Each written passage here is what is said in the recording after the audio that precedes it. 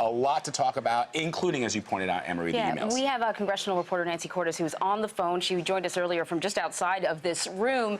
Nancy, you know, this is not the first time that Hillary Clinton has testified in regards to this issue. What's different this time around? Well, what's different, Anne-Marie, this time around is that she's a presidential candidate. I am standing, just to set the scene for you, in the hallway outside of the hearing room. Hillary Clinton walked into a holding room across the hall from the hearing room a couple of minutes ago. We watched her go in. She did not respond to our shouted questions. She was, in fact, surrounded by so many staffers and Secret Service agents that you could barely see her in the middle of them.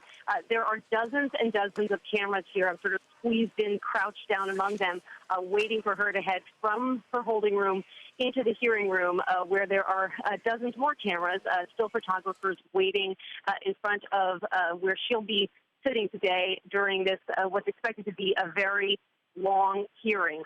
Her aides say that she is going to be respectful. She's going to answer all the questions, that she's willing to stay there until every question has been asked and answered. And we know that there are going to be a lot of them because Republicans want to know more, not only about what she did, what she said leading up to the Benghazi attacks, but also they want to know more about her private email system, which we wouldn't know anything about had this Benghazi committee not asked the State Department for all of her emails related to Benghazi last year, and then discovered that all of those emails came from a private account. Nancy, as you point out, the stakes are different this time around because she is a presidential candidate, but the secretary has had a long history of testifying in front of members of Congress, going back to when her husband was president of the United States. How disciplined is she? I think if you look back at the videos that we have, she appears to be very disciplined, but what are we expecting? Could we expect at all to see her thrown off her game? She is disciplined. Chairman Gowdy. So the chairman of the committee has just walked out. It's Trey Gowdy of South Carolina. He's walked out of the hearing room and into Secretary Clinton's holding room. We have heard, by the way, that he lost his voice. He's been ill. And so we don't know what kind of shape he's going to be in this morning. He has been resting it, hasn't been talking much, but obviously it's an inopportune time because this hearing has been planned for months and months, and she is really their star witness. As for Clinton herself, you asked about how she's preparing. She has not had a public event since Saturday, so she has been down the past 5 days preparing. We know that she's been at her home in Washington, D.C. She's been meeting with her lawyers. She's been meeting with aides. She's been meeting with State Department officials, preparing for this testimony, because even though this is a subject she knows very well, even though she's testified about it before, the last time that she testified was 2.5 years ago. The Benghazi attack happened in 2012. So there's a lot of refreshing that needs to take place. And, you know, she wants to avoid, even if she has a great hearing, she wants to avoid making even one comment that can be used against her in the year-long campaign that's yet to come. Nancy's right in the middle of the mix, and we want to give you an opportunity to run off if you need to. So we're going to introduce a couple other people. A former John McCain campaign manager, Rick Davis, and Democratic strategist Lynda Tran. Both are in Washington. We just heard, guys, from Nancy Cordes that Hillary Clinton hasn't had a public engagement since Saturday, that she's been working really hard. Lynda, how high are these stakes for her?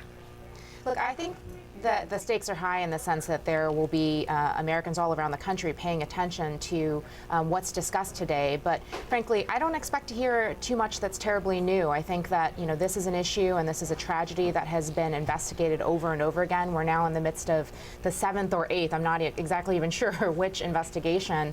And I think that, you know, all of those have resulted in the same finding, which is that there was no intentional wrongdoing. So I expect her to review the facts. I expect her to express, you know, concern and take responsibility, as she has from the very beginning. Rick, what do Republicans need to do to show that they're not using this testimony to target Secretary Clinton politically?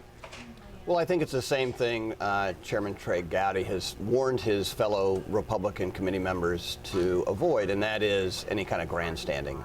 Just dig into the facts. This is a complex situation. They're going to discuss periods of time prior to the attacks. They're going to talk about the attacks and the reaction, and then what has happened since the attacks and what kind of reforms have taken place. All these things are legitimate questions. This is a legitimate forum. He has consolidated all those investigations that we've been talking about into one, and so this is it. This is the time for all these questions after 3 long years of investigation to be answered. And I think he's just trying to get his members to not politicize it, not grandstand it, not use it as their opportunity for creating fame, and just get right down to the meat of the questions. You know, Rick, we heard Nancy Cordes say that there were other staffers from other presidential campaigns who were waiting outside the hearing. What do you think they're going to be looking for as they listen to Hillary Clinton's testimony? Well, I think it's, whether or not she takes the discussion into a new area of an investigation. So every time you get information, it tends to give you new avenues to look into. And the questions are going to come about what the reaction was, who were involved in those discussions, how did those reactions take place. And they may indicate that there are people that the committee hasn't interviewed yet, or it may indicate a line of questioning that hasn't been pursued to this point.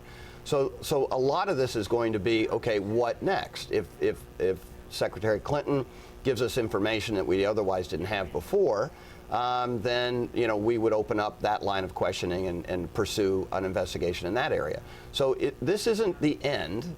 This is, as Chairman Gowdy has said, a step in the direction of solving the questions that exist on the table, before, during, and after the incident, and we don't know how long it'll take to conclude this investigation.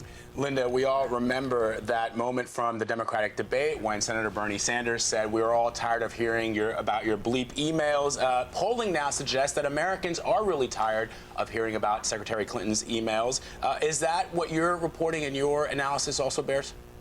Well, look, it's not just about the emails. It's about the Benghazi committee and the investigations overall. I'm sure you're as aware as I am. There's a new poll out today from Monmouth that shows that 52%, more than half of Americans, believe that this committee is about going after Hillary Clinton. It's not even about the facts. And so I think it's probably time to move on. I think the American people have made themselves clear on that.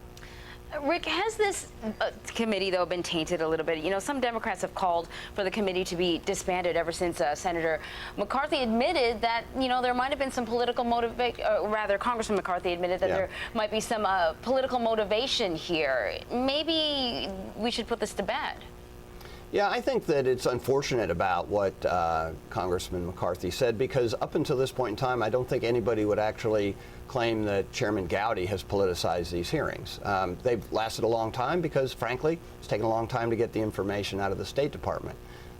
You've reported that just last week they received new emails from Ambassador Stevens indicating that he had repeatedly asked for additional security assistance in the run-up to this incident.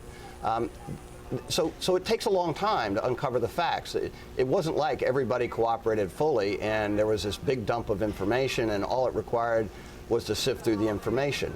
The idea that after 2.5 to 3 years there's still new emails coming out indicates, that this is going to go on until they get to the bottom of it. And I think that don't make too much of this, right? I mean, there are investigations that last a lot longer than this one does. Mm-hmm.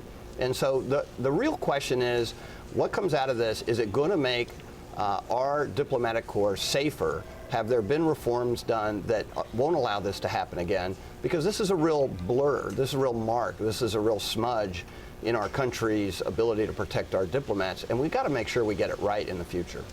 Rick and Lynda, I don't know if you're able to see this, but the Secretary is in that room now. She just greeted all members of the committee. She's about to take her seat. As soon as she starts talking, obviously, we're going to go straight to that. It looks like, in fact, Chairman Gowdy is preparing to make his opening remarks. So it looks like they're still setting up. While they continue to do that, Lynda, let me ask you really quickly, the extent of this email controversy, we've got a long way to go until the general election. Do you think the American public, the knock on the American public is that we have short-term memories. Do you think people are going to still be talking about this? Well, committee will come to order. The chair notes the presence of a quorum. Let's go straight to this testimony.